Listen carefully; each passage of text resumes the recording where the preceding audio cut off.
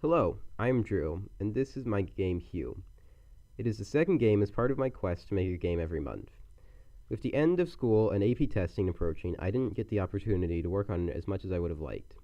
However, with my second game, I decided to take it in a different direction. With Hue, I made a puzzle game based around sliding a block. The main mechanic of Hue is that you have to keep moving until you hit something.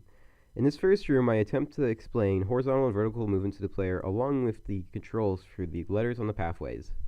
My second big idea for Hue was diagonal movement. In this room, I attempt to convey to Turner and the controls for diagonal movement.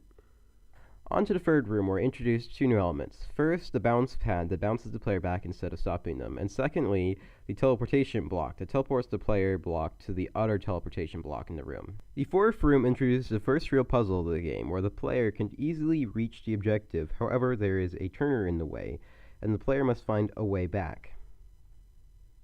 In the next room, the point block is introduced. The point block will hold the player, allowing them to change direction. The room also allows me to ensure that players aren't holding down the key, because if they're holding down the key, they will move through the point block. This room introduces the one-way block, and the next room explores the idea.